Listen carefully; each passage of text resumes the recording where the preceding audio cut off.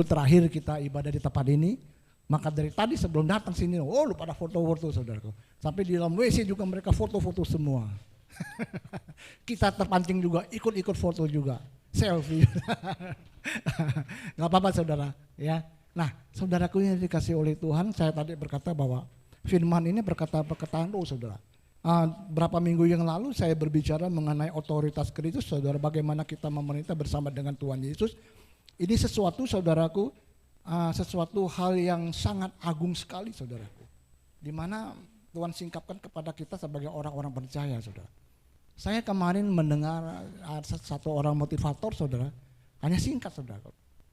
Dia berkata seperti ini, bagaimana supaya anak kita itu bisa sukses, saudaraku. Ada hal-hal yang menghambat mereka untuk sukses. Dan salah satu saya tangkap, saudara.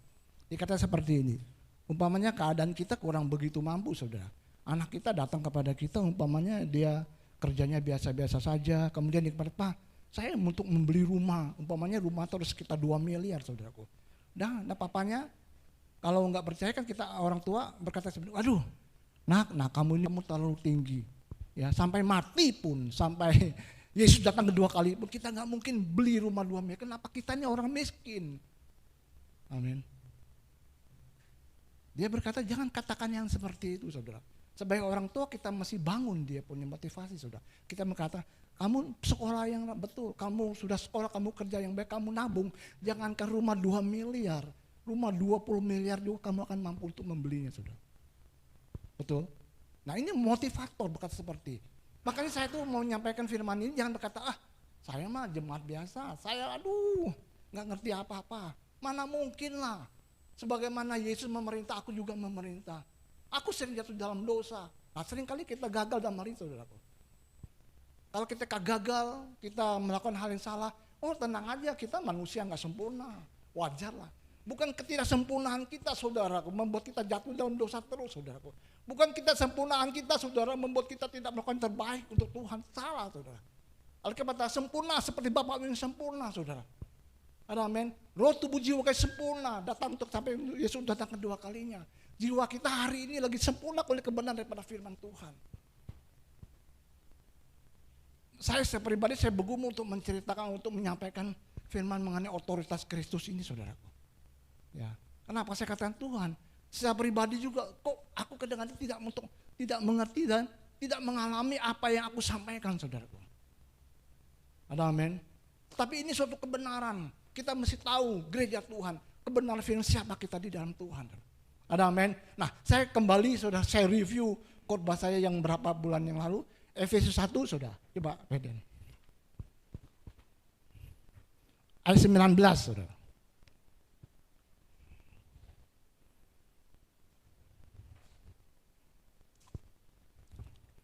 Anda dan saya, kita ini luar biasa, saudara. Kenapa? Kita mempunyai ikatan perjanjian dengan Tuhan yang orang di luar sana tidak ada, saudara. Anda spesial, saudara. Daniel, dia berkata seperti ini, dia lebih unggul dari pemimpin-pemimpin yang lain. Itu bukan Tuhan yang berkata kepada dia, dia pribadi. Kenapa? Karena dia tahu bahwa dia punya roh yang luar biasa, roh kudus di dalam diri dia, saudara. Dia lebih unggul daripada pemimpin-pemimpin yang lain, saudara. Walaupun dia dibatasin makannya, tidak menentukan dia untuk lebih unggul daripada pemimpin yang lain, saudara. Amin. Nah, Anda dan saya hari ini kita mengerti bukan kemampuan dan otoritas, tapi ada sesuatu yang di dalam diri kita yang kita tidak mengerti dan mengetahuinya, saudara. Dan betapa hebat kuasanya bagi kita yang percaya sesuai dengan kekuatan kuasanya, saudara. Anda dan saya sudah jelaskan, kita bagian daripada Kristus, saudaraku. Untuk itu Paulus berkata kita yang percaya, dengan kata lain bahwa kuasa otoritas yang Yesus miliki, saudara. Anda dan saya, kita juga memilikinya, saudaraku. Rasul Paulus masuk Allah kita, saudara. Ayat 20, saudara. Ya, saya ulasin sedikit, saudara, ya. Yang dikerjakan di dalam Kristus dengan membangkitkan dia dari antara mati dan menunduk dia di sebelah kanannya di surga. Sebagai orang Kristen yang sejati, Anda dan saya pasti percaya dan mengaminin firman ini, saudaraku. Bahwa Yesus mati, dia dikuburkan dan dibangkit pada hari ketiga dan duduk di sebelah kanan Bapa di surga. Tapi bagaimana? Kalau firman ini kita terapkan dalam kita. Mungkin enggak pernah kita pikirkan saudaraku. Mana mungkin banyak orang terlena dan tidak percaya hal ini. Roma 6 ayat 3 dan 4 saudara.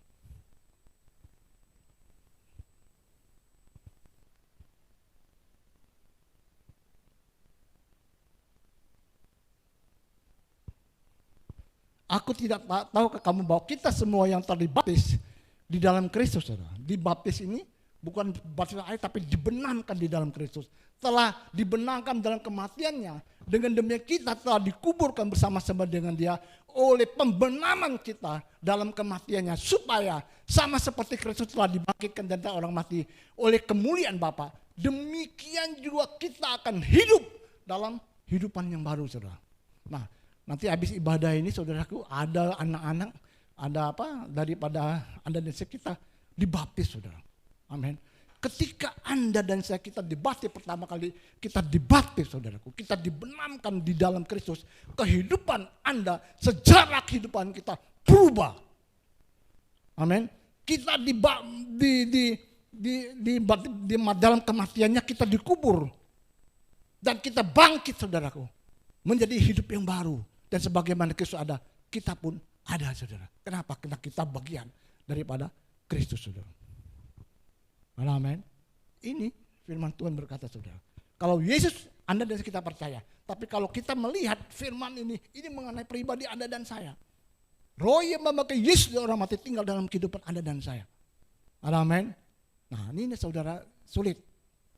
Kenapa? Karena masih kita di dalam daging. Daging dan roh itu bertolak belakang. Kita tangkap dengan roh kita. Kita tangkap dengan iman kita pagi hari ini, saudara. Amin. Terus ayat yang tadi Efesus ayat 21 saudara. Jauh lebih tinggi dari segala pemerintahan dan penguasa dan kekuasaan dan kerajaan dan tiap-tiap nama yang dapat disebut, bukan hanya di dunia ini saja, melainkan juga dunia yang akan datang. Jawabannya saudaraku, ayat 22. Dan segala sesuatu telah diletakkannya di bawah kaki Kristus dan dia telah diberikannya kepada jemaat sebagai kepala dari segala yang ayat 23. Jemaat yang adalah tubuhnya, yaitu kepenuhan dia yang memenuhi semua dan segala sesuatu. Nah, saudara, wow, kalau Anda baca ini. Jadi kuasa otoritas yang Tuhan berikan tidak ada yang bisa menandingi Anda. Bahkan malaikat yang jatuh di dalam dosa sekalipun, saudaraku, di surga dan di bumi Anda dan saya telah diberikan kuasa otoritas yang paling tinggi. Nggak ada yang bisa menyaingi kuasa Anda dan sekitar kita mengerti kita di dalam Kristus, saudara.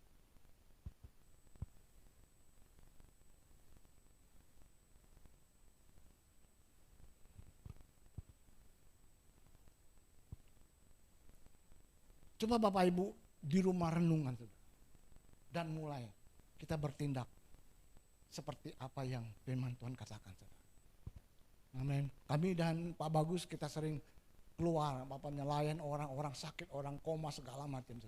Kita mulai perkatakan, saudara. Di perjanjian baru, saudara. Tidak ada satupun kata daripada Nabi yang berkata Tuhan lakukan ini. Tidak, saudaraku. Tuhan berkata mendekat kepada lawan. Anda dan saya, kita disuruh lawan dan kita mempunyai otoritas, saudaraku. Petrus berkata kepada orang di bait Allah, emas perak tidak ada pada aku, tapi apa yang ada aku beri kepada kamu, misalkan berdirilah dan berjalanlah, saudara.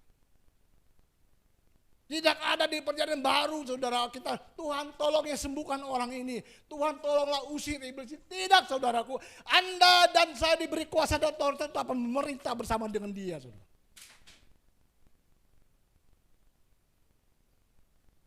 Kalau ada orang kemasukan setan, nggak usah panggil Pak Bagus atau panggil siapa, pendeta apa. Anda punya otoritas kuasa untuk apa? Untuk menangani segala sesuatu, saudaraku. Roma 5 ayat 17, saudara. Saya lebih perjelas lagi, saudara. Ini saya pernah berkali-kali 2-3 kali ungkap firman ini, saudara ya. Roma 5 ayat 17, saudara.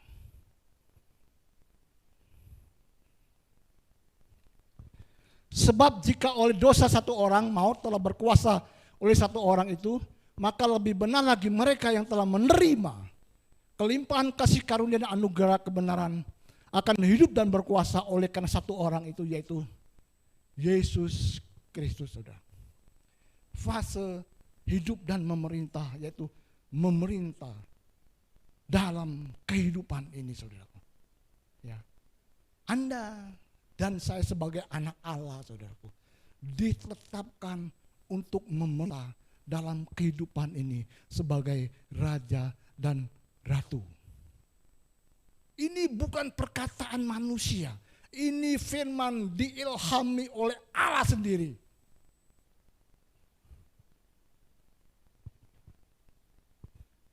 Amin. Mungkin saudara kita firman ini keras. Ya, mungkin saya secara pribadi, saudaraku, saya Tuhan, ngapain?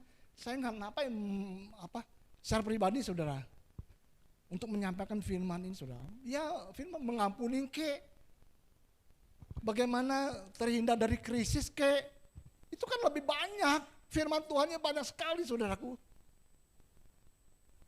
Supaya jangan kecewa, iri hati.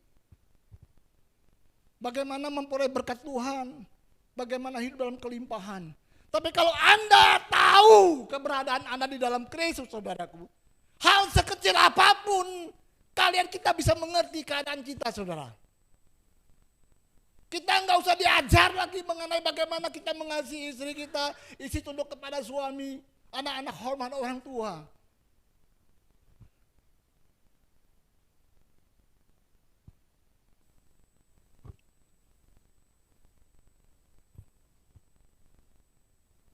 Dua Timotius 3:16, saudara.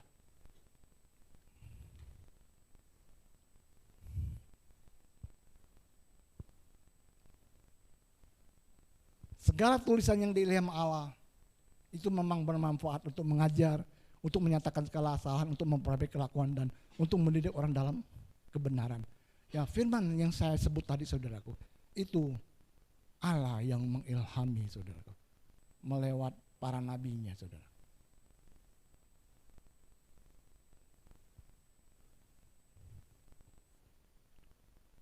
Roh Kudus dalam saya, saudara.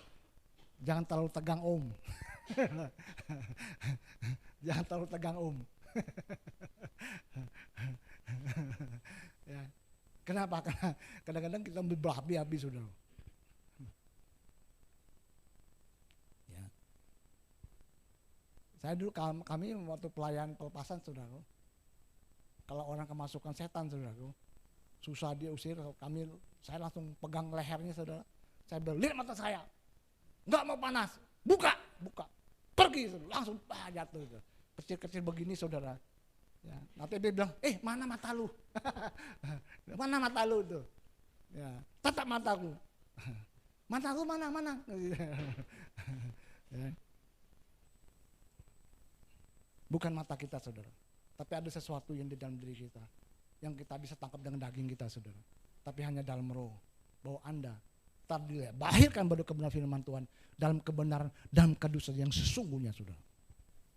Nah, saudaraku yang dikasihi oleh Tuhan,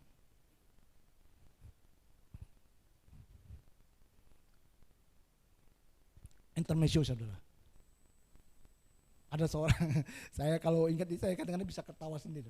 Ada seorang orang tua, saudara, dia lagi sakit keras, dia dipanggil anak-anaknya untuk kumpul, untuk kumpul. Dia bilang, dia pesan sesuatu kepada anak-anaknya, saudara. Dia bilang, Bapak, mungkin kalau nggak tahan lama, Bapak pesan wasiat. Apa kata anaknya? Dia bilang, iya, ini mulai bagi-bagi, tapi katanya tanah belakang jangan dijual ya, katanya. Lalu anak bilang, kenapa Pak? Itu tanah orang. Itu tanah orang, saudara. Anaknya bilang, iya, Papa masih cepat mati. Kenapa? Kalau Papa nggak mati, Mama bisa gila. Intermezzo saudaraku ya. Karena saya kata, kamu jangan terlalu tegang, nanti orang nggak bisa tangkap semuanya. Kita luar biasa saudara, kita punya Tuhan sangat luar biasa. Amin. Tapi bukan berarti saya begini membuat Anda ngantuk, enggak saudara ya. Ya, seringkali saudara, ketika kita umpamanya dalam mengalami hal yang buruk saudara, kita mengalami sesuatu yang tidak enak, bahkan mengancam jiwa saudara. Seringkali orang datang kita dengar gitu ya, tenang aja, Allah pegang kendali. Allah pegang kendali.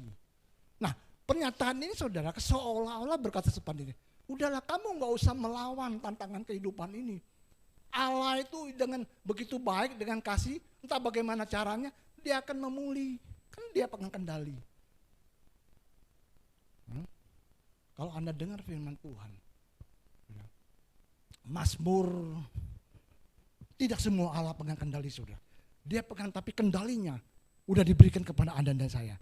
Mazmur 115 ayat 16.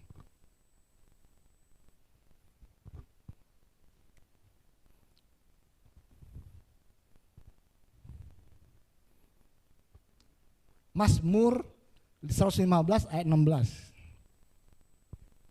Langit itu langit kepunyaan Tuhan dan bumi itu telah diberikan kepada anak-anak manusia. Ya, dia punya tapi diberikan kepada Anda dan saya. Allah yang Maha Kuasa adalah pencipta yang berdaulat dan memilih segala secara berdaulat untuk memberikan kepada manusia kepemimpinan atas bumi dan perkara-perkara yang berlangsung di dalamnya, saudara. Nah, saudara, kalau Allah pegang kendali, saudara, Anda kepikir nggak? Saya mulai berpikir, saudara.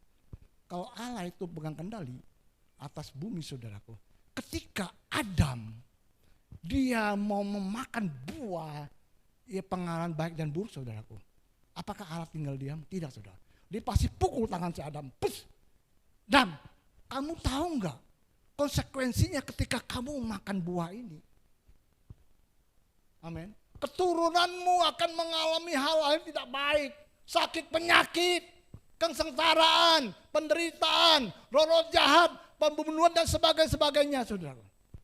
Belum nanti bencana alam, penyakit yang menular. Kamu tahu? Kamu dan keturunan, yang penting lagi, saya akan kirim anakku untuk menebuskan umatku kembali. Apakah Allah lakukan seperti itu? Tidak, saudara. Allah tidak mempunyai wewenang karena diberi kepada Adam semuanya. Amin. Maka saudaraku, kalau kita melihat kebenaran firman Tuhan ini, saudaraku, dia telah memberi kendalinya itu kepada Anda dan saya, saudara. Roma 11 ayat 29.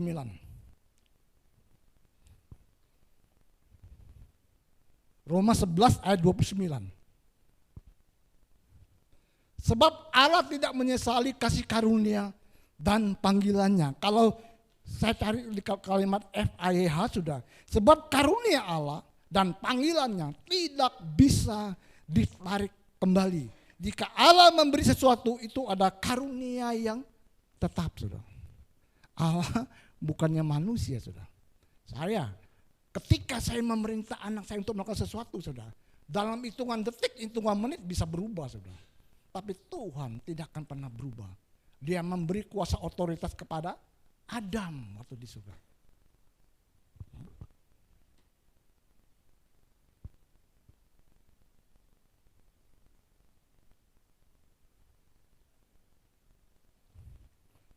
Saya ilustrasikan seperti ini, saudara. Saya punya rumah, saudara.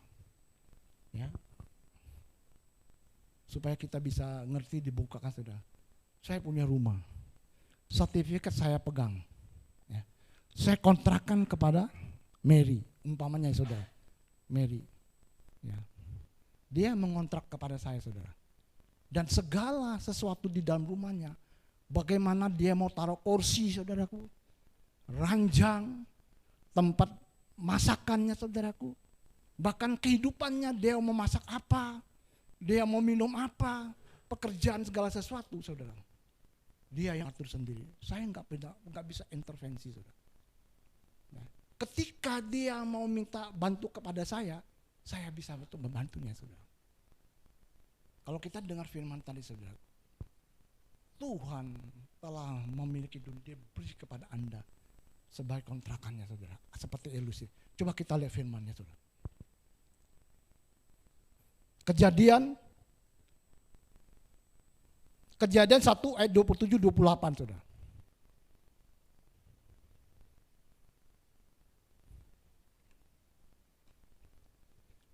Maka Allah menciptakan manusia itu menurut gambarnya. Menurut gambar Allah diciptakan dia laki-laki dan perempuan. Diciptakan mereka. Allah memberkati mereka, lalu Allah berfirman kepada mereka, beranak cuculah dan bertambah banyak.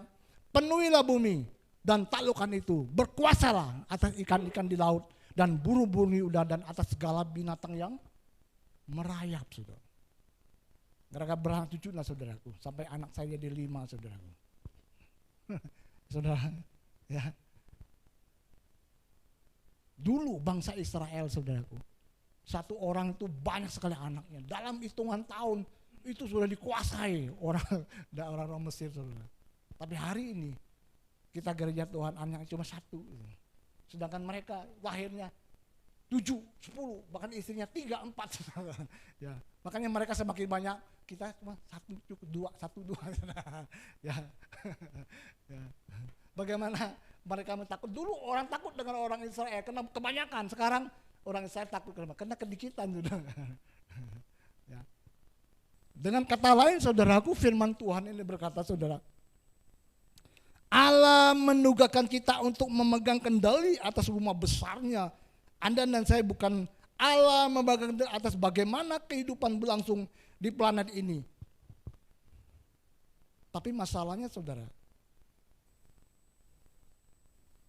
seringkali kita sebagai orang percaya, saudara, saya pribadi, saudara, banyak sekali hal-hal yang mengontrol saya, saudara, terbalik daripada kebenaran firman Tuhan, saudara. Padahal Yesus sudah mati, bayar harga semuanya kepada saya dan Anda. Dia telah membebaskan kita dari tuk perhambaan, saudaraku. Tapi kita masih terlena dengan hal-hal dunia ini. Kenapa? Karena kita tidak mengerti keberadaan kita di dalam Yesus, saudaraku. Bagaimana sakit, penyakit, kekhawatiran, ketakutan, saudaraku. Dan hal roh-roh jahat itu, saudaraku. Ya. Banyak orang-orang yang begitu mengasihi Tuhan, kita terjebak dalam hal ini, saudaraku. Tidak hidup seperti apa yang firman Tuhan katakan. Termasuk saya secara pribadi, saudaraku. Untuk itu saya mau belajar, kita mau belajar semuanya. Agar kita mengerti bahwa kematian Yesus di kayu salib itu jangan sampai tidak sia-sia sehingga kita tidak dapat hidup di dalam kematiannya. Hidup dalam kebangkitannya, saudaraku.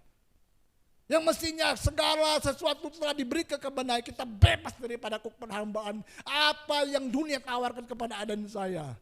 Kenapa? Firman dari awal dia berkata bahwa kitalah yang mengatur kehidupan di dunia ini, saudaraku. Seharusnya bukan dunia mengatur kita. Tapi sekarang banyak keadaan kita yang terbalik. Dunia situasi begitu mengatur, mengintimidasi kita, mengendalikan kehidupan kita orang percaya. Bahkan gereja-gereja, orang-orang yang besar.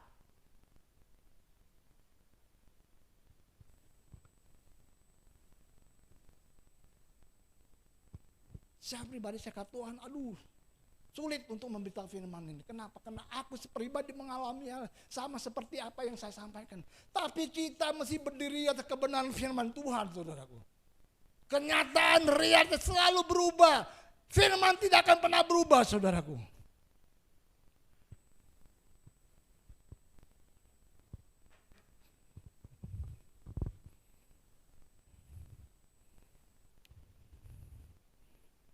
Satu Yohanes 2 ayat 6.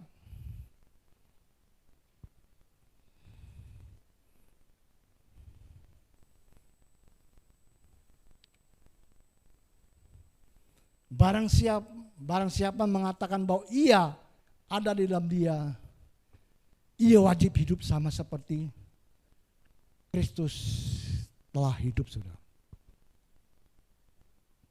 Kita lihat bagaimana kehidupan Kristus, saudara. Saya ambil contoh yang simpel. Yesus itu memenuhi kebutuhan umat manusia, saudara. Dia berjalan dengan hikmat, pengertian, wawasan, dan kecerdasan. Kreativitasnya sangat luar biasa. Dia mengubah, memenuhi kebutuhan hidup manusia. Yesus kemana-mana dia berbuat baik, dia menyembuhkan orang sakit, saudara. Mungkin Anda berkata, itu Tuhan, saya mana mungkin, aduh payah. Hati-hati, saudara. Saya mbak kecil, saudara. Saya itu kalau berjalan sama anak-anak Mary, saudara, kalau ketemu di lift atau gimana tuh, sapam, nah saya tegur, saudara. Pak, kadang satu lift dengan ojek, saya tegur, saudara. Mereka bilang, malu ikut kamu ini, orang gak kenal kamu, saudara. Kadang-kadang orang tuh butuh. Saya bilang, Pak, ambil barangnya. Ya, Pak saya bilang, udah tahu ojek di sini pasti ngambil barang kok, tanya-tanya. Ya nggak apa-apa, saya tanya dia. Pak semangat ya, kerja semangat.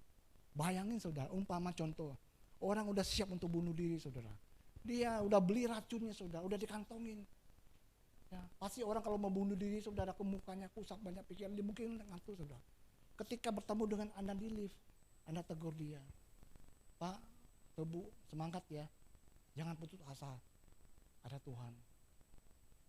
Lihat, saudara, dia tidak bunuh, mungkin dia bisa nggak jadi bunuh diri karena Anda menegur dia, saudara. Amin. Di WC saya juga tegur sapam, makanya anak-anak kamu kok temennya supir, sapam, orang-orang pemulung, saudara. Habis yang kaya-kaya ditegur, mereka nggak mau. Saya tegur sekali, 2, 3 kali, 4 kali, udah saya nggak mau tegur lagi. Dia dulu gua, saudara. Betul? Kadang seorang parkir, Pak, ayo, supir-supir teman, amin. Kalau di perumahan begitu orang nggak mau kenal kita, udah dah, kita udah panggil dia berapa kali, udah nggak mau, saudara. Nah, saudara, lihat, 2 orang yang disalib Tuhan Yesus, saudara, penjahat, saudara. Lihat, saudara, ya. Matius dan Markus, dua-duanya mencela Yesus, saudara. Tapi lihat di Lukas, saudara, salah satunya membela Yesus. Kenapa? Karena dia lihat Yesus berkata seperti ini, ya Bapa, ampunilah mereka karena mereka tidak tahu apa yang mereka perbuat. Orang satunya melihat, mestinya Yesus, saudaraku, dia berhak marah. Dia berhak mengutukin orang-orang itu, saudaraku. Tapi apa Yesus lakukan? Kasih yang dari mulutnya keluar. Dia lihat itu, saudara, kasih itu mengubah. Dan hari itu juga dibilang sama temannya, hei, kita wajib mati, nggak apa, ini orang tidak berdosa, tidak layak dia disalib, dibunuh, saudaraku. Dan dia berkata, ingatlah kan aku, hari ini juga Tuhan berkata, engkau bersama dengan aku di Firdaus. Dia tidak berkata, kamu baptis dulu ya, kamu berbuat dulu ya, berbuat baik dulu. Hari ini kamu bersama aku di Firdaus. Kenapa? Karena kasih itu mengubah. Adakah hari-hari ini kita punya kasih untuk mengubah?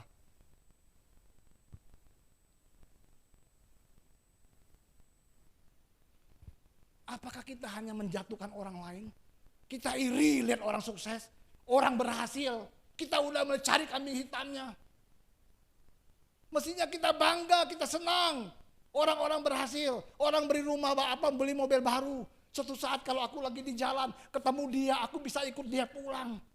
Orang tetangga beli kipas lagi, saudaraku. AC lagi, bukan kulkas, saudaraku. Mungkin 4 pintu, saudaraku. Jangan iri. Suatu saat aku bisa minta es batu sama dia. Amin. Mari kita tanda kasih, Tuhan. Kasih. Sulit, saudaraku, tapi kasih itu mengubah. Lihat Yesus di mana-mana mengubah itu banyak orang. Zakeus, saudaraku, diubahkan Yesus, saudaraku. Orang yang berdosa. Perempuan yang berzina itu, saudaraku, dipulihkan karena kasih Tuhan. Dibilang aku juga tidak akan menghukum engkau, jangan berbuat dosa lagi. Belas kasihannya, saudaraku, mengampuni perempuan ini. Tapi kasih karunia-Nya mengubah dia, saudaraku. Lihat dia dipakai sangat luar biasa oleh Tuhan. Dengan kekayaan dia mampu memuliakan Tuhan. Mungkin Anda pikir, seperti enggak, hari ini kecil aja. Mulai tegur. Ya, ke sapam beliin kopi, saudaraku. Beli kopi, roti. Kasih dia. Amin. Dia berjaga-jaga, kalian tidur enak, kita tidur enak. Kita cuma bayar 30-40 ribu sebulan. Tidur enak, dia jaga-jaga gitu. Amin saudaraku. Mulai kita perhatikan. Itu yang kita miliki, bukan hanya uang kita saudaraku. Kita bersyukur kalau kita berkat secara finansial. Hari-hari buku itu, bahkan ada orang perlu untuk didengar saudaraku. Dengar dia ngomong apa aja, terima dia saudaraku.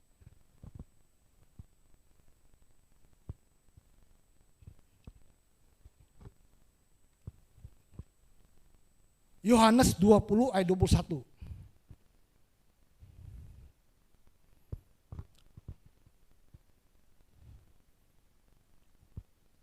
Maka kata Yesus sekali lagi, damai sejahtera bagi kamu, sama seperti Bapa mengutus aku. Demikian juga sekarang, aku mengutus kamu. Wow, Bapak minum sebentar.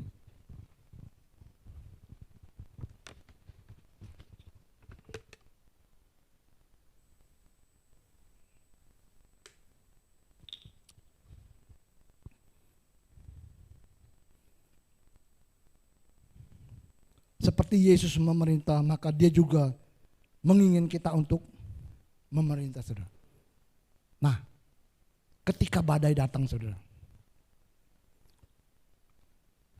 dia bersama dengan murid-muridnya naik perahu, badai datang.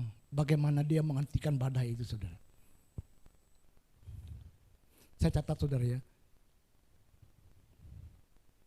Ketika dia tidak dapat perahu, saudaraku, dia murid-muridnya diombang-ambing oleh badai. Dia berjalan di atas air, saudara. Itu Yesus lakukan, saudara.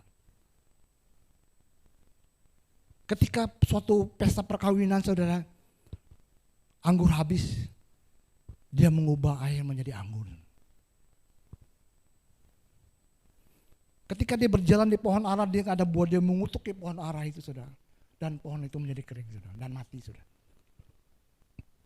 Dia memulihkan telinga seorang prajurit ketika apa itu potong, disembuhkan. Dia mentahirkan orang sakit, mencerahkan mata orang yang buta, orang yang tuli mendengar, orang lumpuh berjalan, orang mati dibangkitkan. Tidak satupun tantangan dari dunia ini yang sebanding dengan dia yang memerintah dalam hidup ini, saudaraku.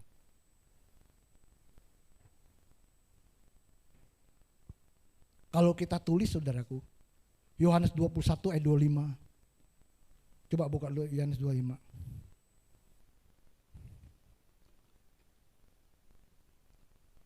Yohanes 20 ayat 25 ya.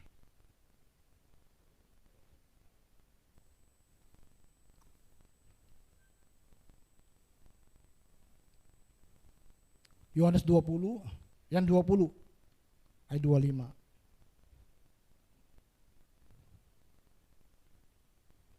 Maka kata murid-murid yang lain itu kepada kami telah melihat Tuhan, tetapi Thomas berkata kepada mereka, sebelum aku melihat bekas paku pada tangannya dan sebelum aku mencucukkan jariku ke dalam bekas paku itu,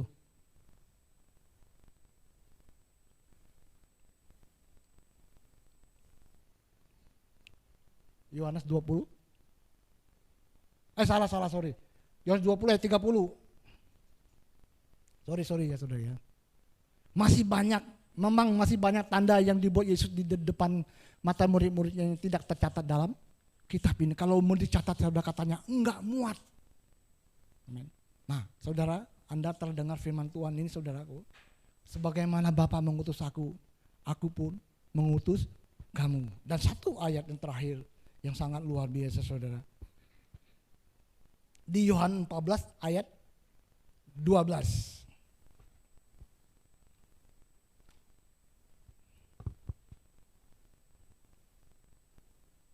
Aku berkata kepadamu, sesungguhnya barang siapa percaya kepadaku, ia akan melakukan juga pekerjaan-pekerjaan yang aku lakukan. Wow. Bahkan pekerjaan-pekerjaan yang lebih besar daripada itu. Sebab aku pergi kepada Bapa. Amin.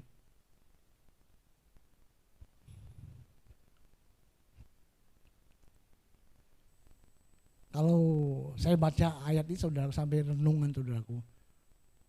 Wah, sesuatu sangat luar biasa saudara. Tapi firman ini saudaraku, bagi saya, walaupun Pak Bagus waktu dia nyamakan, bagi kita luar biasa. Tapi yang mendengarnya saudaraku, mungkin nanya, atau keluar sini saudara. Tapi nggak peduli saudara. Firman, ini kebenaran saudara.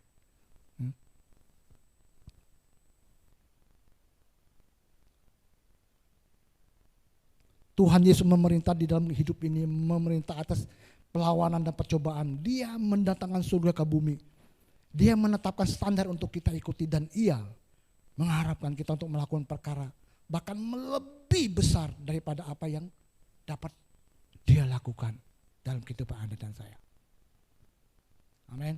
Nah, saya percaya perwayaan itu saudaraku jatuh di dalam hati kita yang sehingga membuka mata iman kita sehingga kita mengerti keberadaan Anda dan saya di dalam Tuhan, saudara. Ada amin? Ya, kita pakai beli saudara ke akhir ibadah kita.